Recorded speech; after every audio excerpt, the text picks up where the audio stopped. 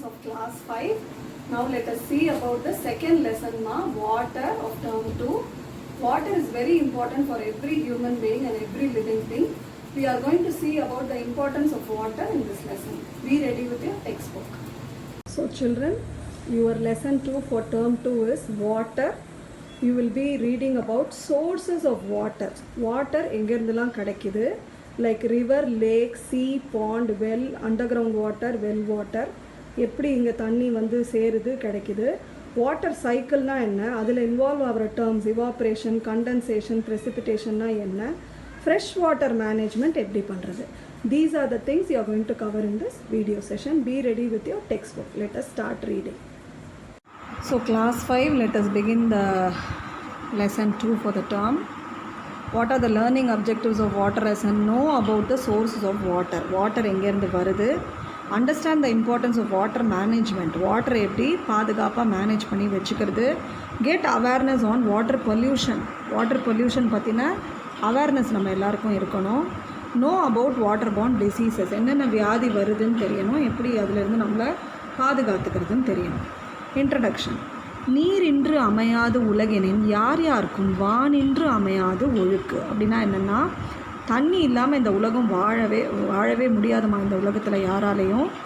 அந்த மாதிரி வானமும் அந்த மழை மேகமும் அந்த தண்ணியும் ரொம்ப முக்கியம் அப்படின்னு திருவள்ளுவர் திருக்குறளில் சொல்லியிருக்கார். இங்கே பாருங்கள், if it be said that the duties of life cannot be discharged by any person without water, so without rain there cannot be the flowing of water. மழை இல்லைன்னா தண்ணி கிடையாது, தண்ணி இல்லைன்னா நம்ம டியூட்டிஸ் ஆஃப் லைஃப்பை தண்ணி இல்லாமல் நடத்த முடியாது. அதுதான் இந்த 2 வரி குறளோட அர்த்தம். we can't survive without water. Water இல்லைன்னா உயிர் வாழவே முடியாது. Water was once available in the nature freely. ஒரு காலத்தில் ரொம்ப ஃப்ரீயாக கிடச்சிது water. now it is sold in the shops for money. இப்போ காசு இல்லாமல் தண்ணி கிடைக்கிறதில்ல. water has become scarce nowadays, so we should preserve it for our basic needs and also for the needs of future generation. ரொம்ப ஸ்கேர்ஸாக ஆகிடுச்சு, ரொம்ப கம்மியாகிட்டதுனால விலை கொடுத்து வாங்குகிறோம் அண்ட் அதை பாதுகாத்து வச்சுக்கணும். அப்போ தான் ஃப்யூச்சர் ஜெனரேஷனுக்கு தண்ணி கிடைக்கும். In this lesson we will study about the sources of water, how to manage water, how it is polluted and how the polluted water causes diseases. So தண்ணி எங்கேருந்து வருது, எப்படி வாட்டரை மேனேஜ் பண்ணி பத்திரப்படுத்தி வச்சுக்கணும், பொல்யூஷன் ஆகாமல் எப்படி வச்சுக்கணும், பொல்யூட்டட் வாட்டரை குடித்தா என்ன டிசீஸ் வரும், அதை எப்படி பாதுகாத்துக்கணும், எல்லாமே we will see in this lesson. Sources of water. Water is the most abundant substance on the earth. அப்படின்னா என்னம்மா, இருக்கிறதுலையே நிறைய earthல என்ன இருக்குன்னா 75%, 3/4 of earth is with water. It fills the seas, rivers and lakes and covers more than 2/3 of the earth's surface. So earth-ஐ 3ஆக வகுந்தோன்னா 2 பாகம் தண்ணி தான் இருக்குது.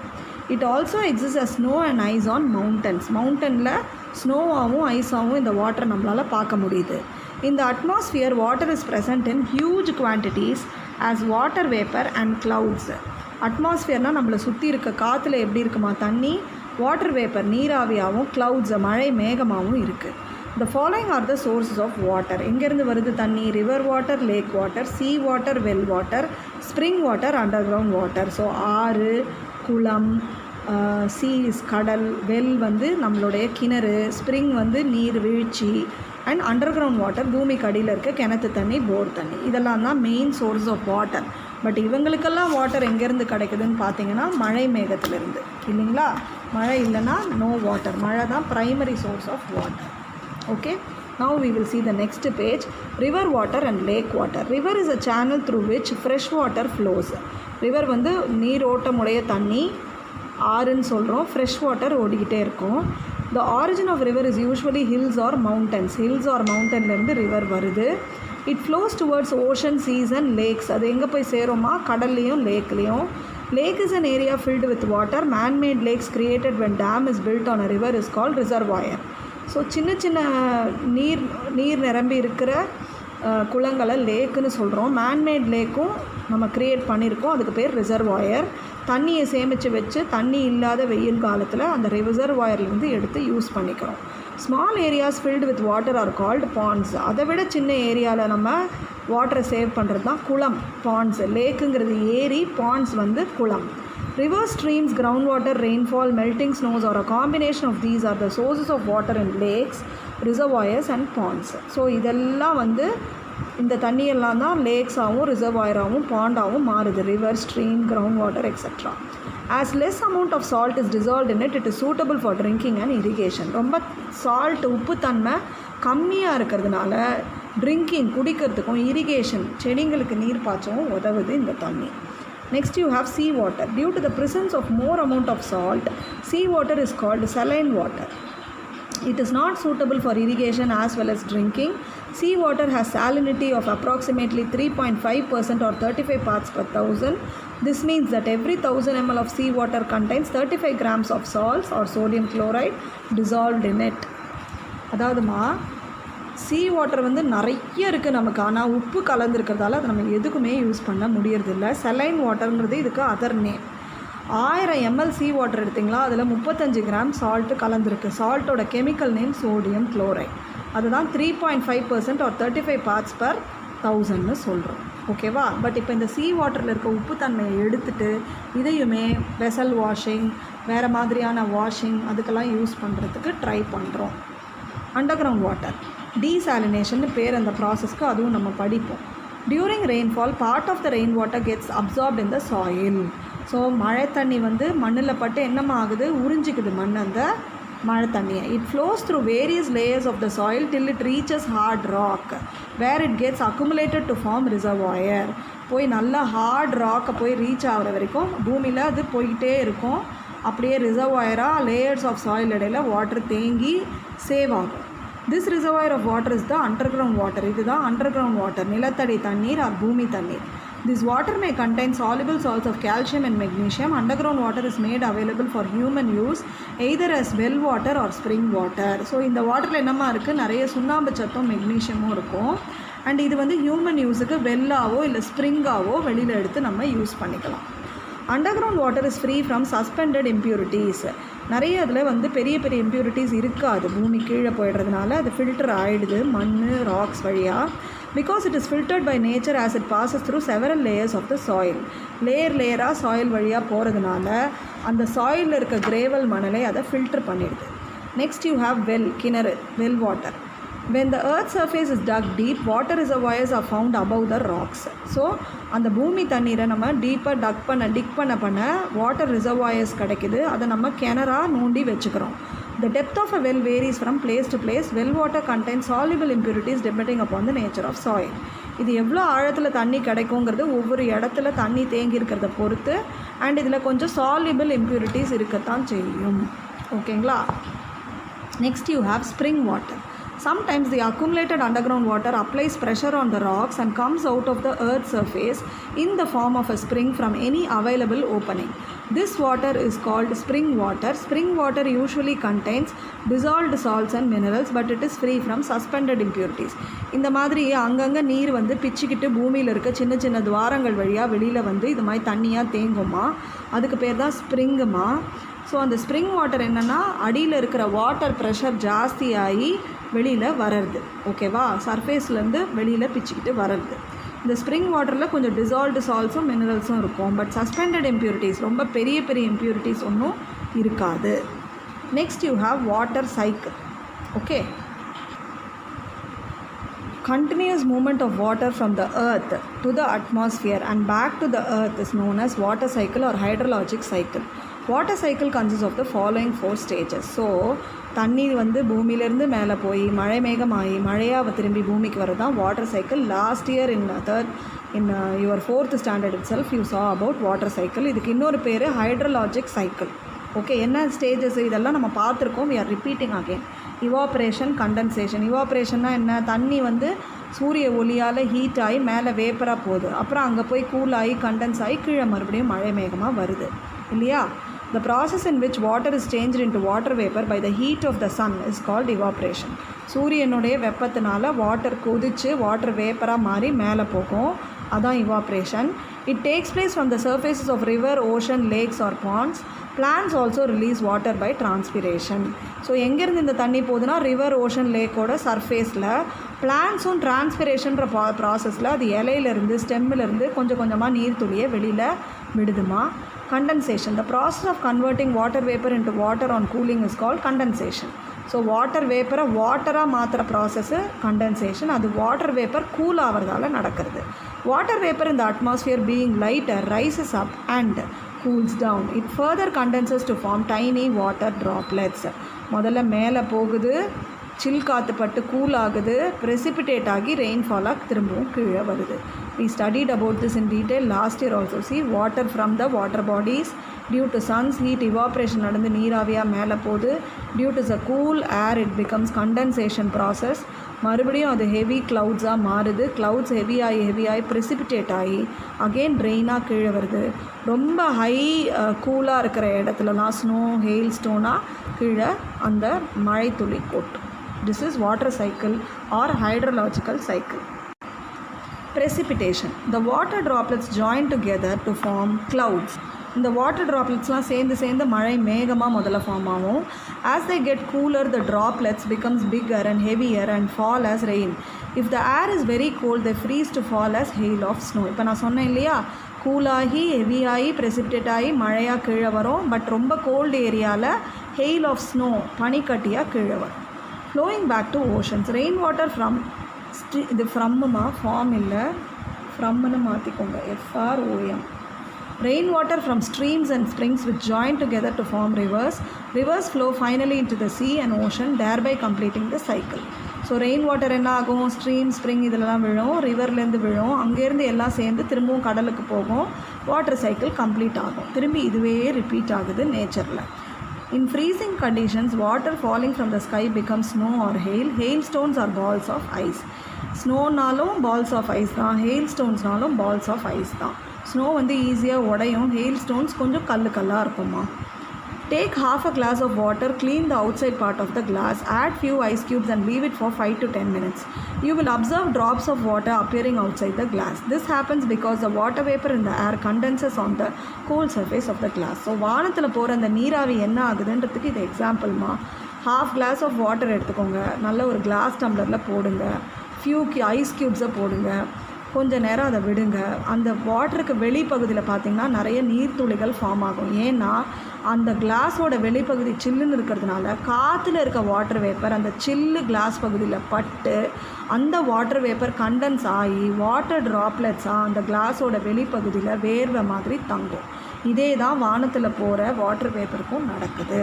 அது கண்டென்ஸ் ஆகி வாட்டர் ட்ராப்லெட் ஆகி மழை மேகமாக மாறி அங்கேருந்து ஹெவி ஆகி ப்ரெசிபிட்டேஷன் ஆகி மறுபடியும் it comes down as rainfall. Next side heading is water management. வாட்டரை எப்படி நம்ம மேனேஜ் பண்ணி கன்சர்வ் பண்ணி வச்சுக்கணும். About 97% of total water available on the earth is too salty to be used for drinking and irrigation. So ரொம்ப உப்புத்தன்மையான water தான் 97%. ட்ரிங்கிங்க்கும் இரிகேஷனுக்கும் அதை use பண்ண முடியாது. The rest 3% of water is fresh water. Remaining 3% என்னமா fresh water. Most of the fresh water வந்து 68.7% of the total fresh water is frozen as ice caps, glaciers.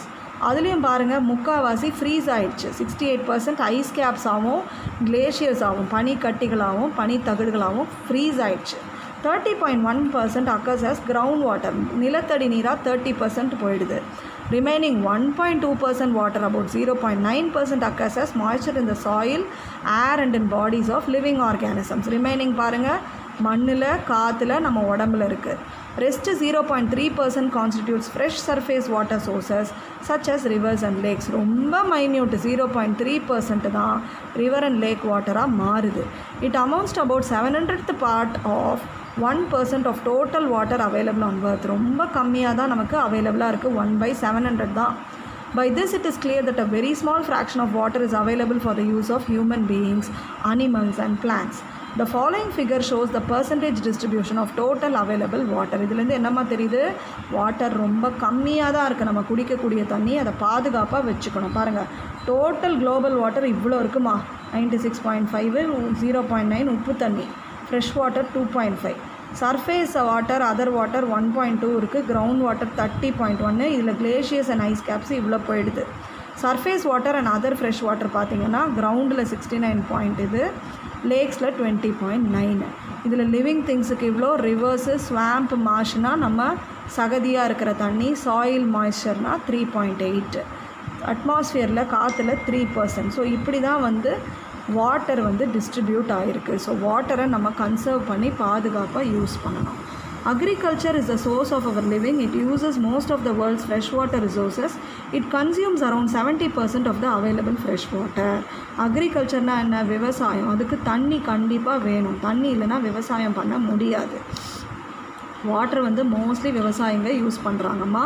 70% of fresh water is used. So அதுக்கும் நமக்கு water தேவை. அதை நம்ம conserve பண்ணி வச்சுக்கணும். Next you have about fresh water management. எப்படி manage பண்ணி ஃப்ரெஷ் வாட்டரை பாதுகாப்பாக வச்சுக்கணும். Water management is the activity of planning, developing and managing the optimum use of water resources. Water ரிசோர்ஸை பிளான் பண்ணி எப்படி ப்ராப்பராக யூஸ் பண்ணுறது.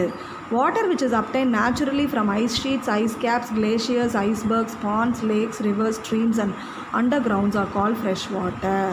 ஃப்ரெஷ் வாட்டர்னால் என்னம்மா? இந்த மாதிரி ice sheet, ice cap, glaciers, பெரிய பெரிய பனிக்கட்டிகள், பாண்டு, லேக்கு, ரிவர், ஸ்ட்ரீம்னு இதிலேருந்து வரதெல்லாம் நல்லாயிருக்கும் அந்த தண்ணி. அதுதான் fresh water. Fresh water is having low concentrations of dissolved salts. அதில் உப்புத்தன்மை ரொம்ப கம்மி. Nowadays we don't get enough rainfall and except few, most of the rivers are drained. சரியான மழை இல்லாதால நிறைய ஆறுகள் வத்தி போயிருக்கு. Due to recent changes in the climate, we don't have water in lakes and ponds. Lakes and pondsலையும் தண்ணி கம்மி ஆயிடுச்சுமா. People in many countries suffer without water even for their basic needs. So we need to manage the available water. நிறைய பேர் தண்ணி இல்லாமல் நம்ம திண்டாடுறோம். So இந்த வாட்டரை நம்ம நல்லபடியாக மேனேஜ் பண்ணி கன்சர்வ் பண்ணி வச்சுக்கணும்.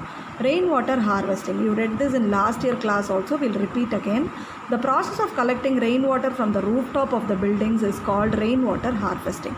ஒரு பில்டிங்கோட ரூஃப்டாப்பில் விழுற மழை தண்ணியை பைப்பு போட்டு அண்டர் கிரவுண்டில் ஸ்டோர் பண்ணி மறுபடியும் அதை யூஸ் பண்ணுறது தாம்மா ரெயின் வாட்டர் ஹார்வெஸ்டிங்.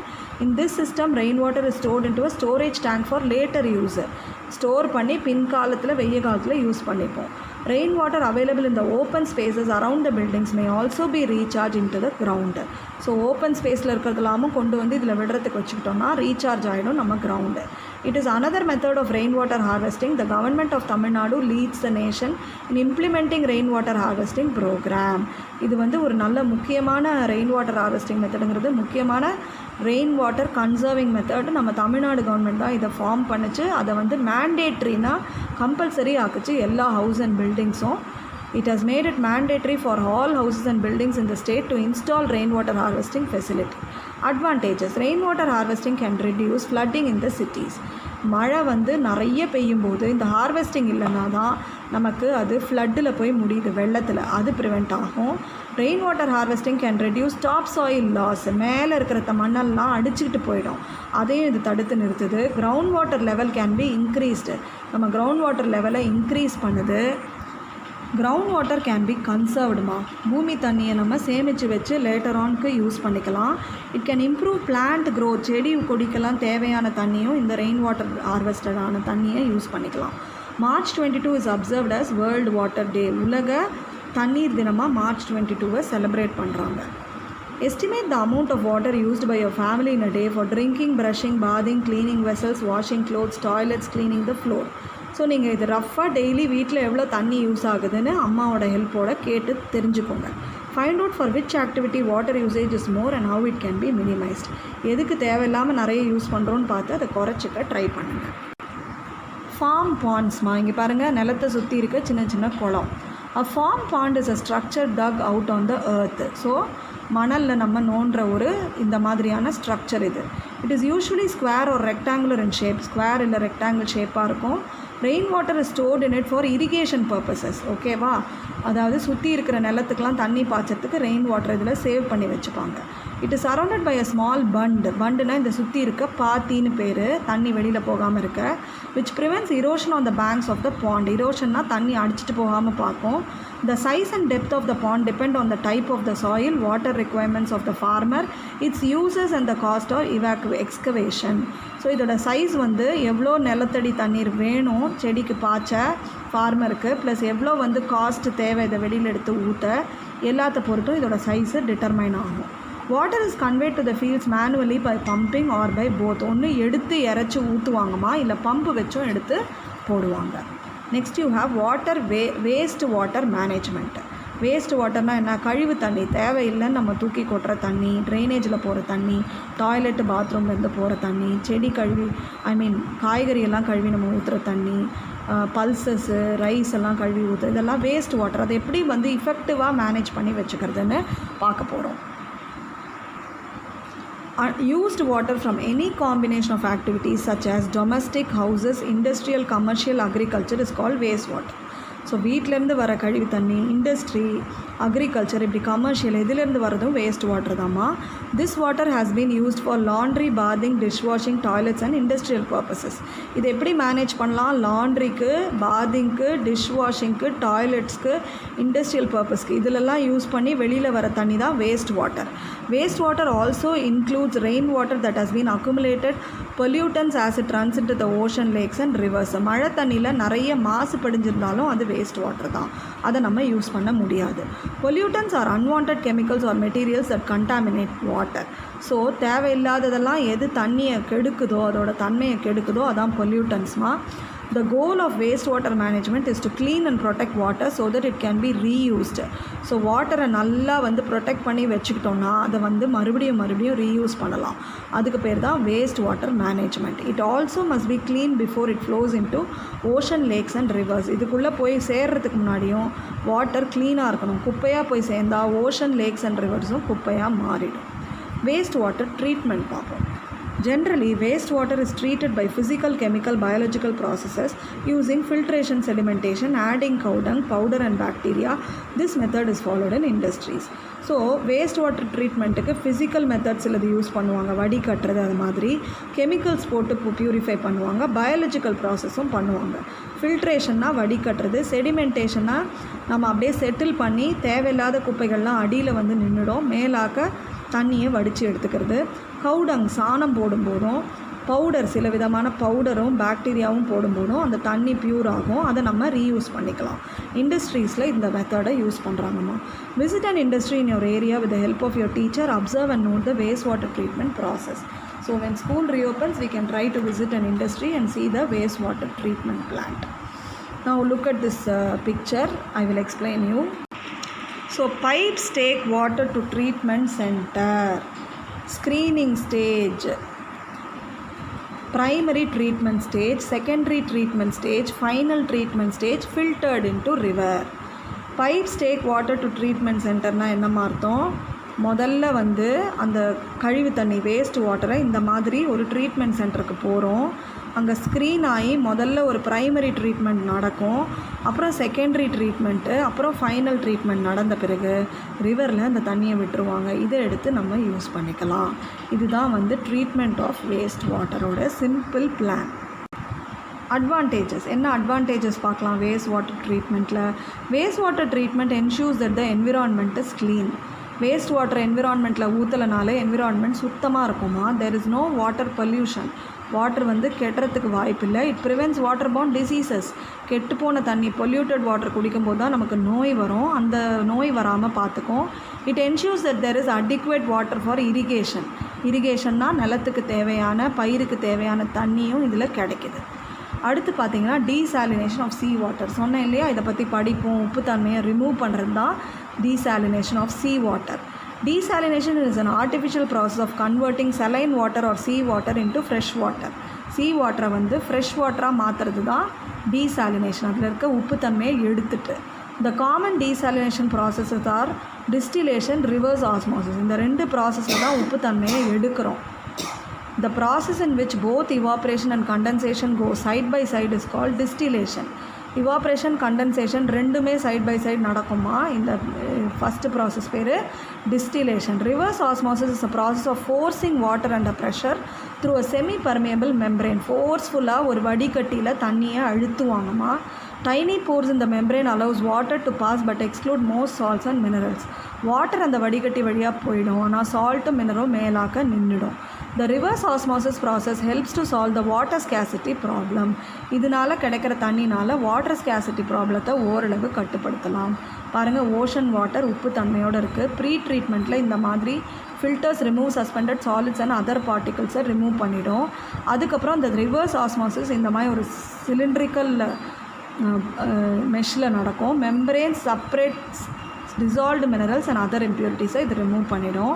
அப்புறம் கண்டிஷனிங் ப்ளஸ் டிஸ்இன்ஃபெக்ஷன், அதுலேருந்து கிடைக்கிற தண்ணியை கண்டிஷன் பண்ணுவாங்க, மினரல்ஸ் கெமிக்கல்ஸ்லாம் போட்டு டிஸ்இன்ஃபெக்ட் பண்ணி கண்டிஷனும் பண்ணுவாங்க. You get water finally, not for drinking actually, மற்ற பர்பஸ்க்கு இதை வச்சுக்கலாம். ட்ரிங்கிங்க்கு இட்ஸ் நாட் தட் சேஃப். ஓகேங்களா, இதில் சும்மா ட்ரிங்கிங் மாதிரி காட்டுறாங்க. You can use it for other purposes like irrigation etcetera. ஓகேங்களா, so that is the session for today. Today's video lesson is over. The remaining part of the lesson we will continue in the next video session. இது கேளுங்க, book வச்சு படிங்க. Any doubts you WhatsApp me. Okay children, thank you.